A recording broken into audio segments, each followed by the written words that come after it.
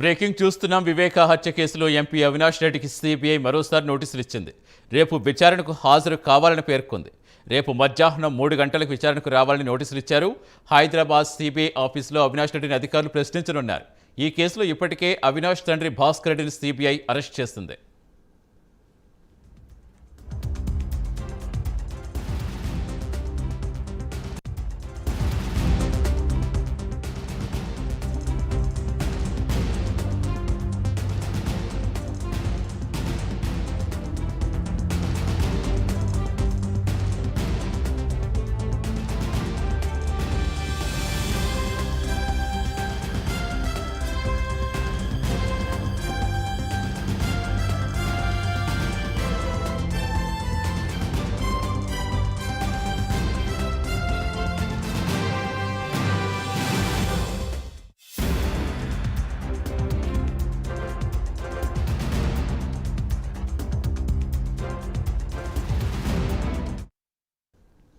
వివేకా హత్య కేసులో ఎంపీ అవినాష్ రెడ్డికి సిబిఐ మరోసారి నోటీసులు ఇచ్చింది.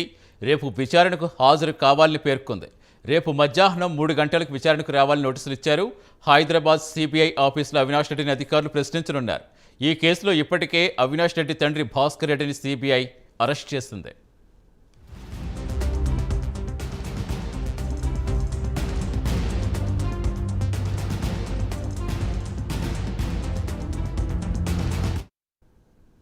అవినాష్ రెడ్డి నోటీసులకు సంబంధించిన పూర్తి సమాచారం ఇచ్చేందుకు మా కరెస్పాండెంట్ సుధీర్ జాయిన్ అవుతున్నారు కడప నుంచి. సుధీర్, మొత్తానికి వివేకా హత్య కేసు విచారణకి కీలక దశకు చేరుకుందని చెప్పుకోవాలా? ఈరోజు చాలా కీలక పరిణామాలు చోటు చేసుకున్నాయి. ఇక రేపేం జరగబోతున్నది ఉత్కంఠగా ఉంది. ఇప్పుడు అవినాష్ రెడ్డికి ఏమని ఇచ్చారు నోటీసులు? రేపు హాజరయ్యే అవకాశం ఉందా? రేపేం జరిగే అవకాశం ఉందనుకోవచ్చు? Good evening Satish. ఏదైతే మాజీ మంత్రి వైఎస్ వివేకానంద రెడ్డి హత్య కేసులో ఇప్పటికే చూసుకుంటే కనుక అరెస్టుల పరంపర కొనసాగుతున్నామని చెప్పుకోవచ్చు. అయితే ఇటీవల కాలం సుప్రీంకోర్టు ధర్మాసనం ఇప్పటికే చూసుకుంటే కనుక ఈ కేసుకు సంబంధించి కూడా ఈ నెల 30 తేదీకి కూడా కంప్లీట్ చేయమని చెప్పడం జరిగింది. ఈ నేపథ్యంలో కూడా సిబిఐ అధికారులు మరో అడుగు ముందు వేసి దూకుడు పెంచారని చెప్పుకోవచ్చు. ఇప్పటికే కడప ఎంపీ అయినటువంటి అవినాష్ రెడ్డికి ప్రధాన అంచరైనటువంటి ఉదయ్ కుమార్ రెడ్డిని గత 2 రోజుల కిందట కూడా సిబిఐ అధికారులు కడప కేంద్రకారం సెంట్రల్ జైల్లో కూడా అక్కడి నుంచి కూడా ఆయన అరెస్ట్ చేసి హైదరాబాద్ తరలించడం జరిగింది. ఈ నేపథ్యంలో చూసుకుంటే ఈ రోజు ఉదయం దాదాపుగా 5 గంటల సమయంలో కూడా సిబిఐ అధికారులు ఒక్కసారిగా పులివెందులో ప్రత్యక్షమైనని చెప్పుకోవచ్చు. అయితే కడప ఎంపీ అవినాష్ రెడ్డి అయినటువంటి తండ్రి వైఎస్ భాస్కర్ రెడ్డికి కూడా నోటీసులు ఇచ్చి ఆయన కూడా అరెస్ట్ చేసి రోడ్డు మార్గం ద్వారా ఇప్పటికే హైదరాబాద్ తీసుకొచ్చే పరిస్థితి. ఆయనకు కూడా సిబిఐ కోర్టులో ప్రొడ్యూస్ చేసిన తర్వాత కూడా అతను కూడా 14 రోజుల పాటు రిమాండ్ విధించడం జరిగింది. ఈ నేపథ్యంలో చూసుకుంటే కనుక సిబిఐ అధికారులు మరోసారి కూడా ముందడిగేశారని చెప్పుకోవచ్చు. అయితే కడప ఎంపీ అవినాష్ రెడ్డి అయినటువంటి అవినాష్ రెడ్డికి ఇప్పటికే సిబిఐ అధికారులు పూర్తి స్థాయిలో నోటీసులు పంపించడం జరిగింది. ఆ నోటీసుల పైన అవినాష్ రెడ్డి స్పందిస్తాడా లేదని పైన కూడా ఒక ఉత్కంఠ అయితే ఉంది.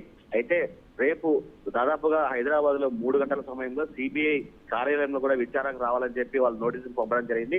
అయితే ఇప్పటికే చూసుకుంటే అవినాష్ రెడ్డి ఇప్పటికే మధ్యాహ్నం 2 గంటల ప్రాంతంలో కూడా తన తండ్రి అరెస్ట్ అయిన వార్త విని కూడా ఆయన మధ్యాహ్నం హైదరాబాద్ నుంచి కూడా పులివెందుకు రావడం జరిగింది. వచ్చిన తర్వాత తల్లిని కూడా పరామర్శించడం జరిగింది. ఇప్పటికీ ఆయన సాయంత్రం దాదాపుగా 4 గంటల సమయంలో కూడా పులివెందుల పట్టణంలోని కానకూడు ప్రాంతానికి వెళ్లి అక్కడ అమ్మవారిని దర్శించుకొని ఇప్పుడే ఇంటికి వచ్చాడు.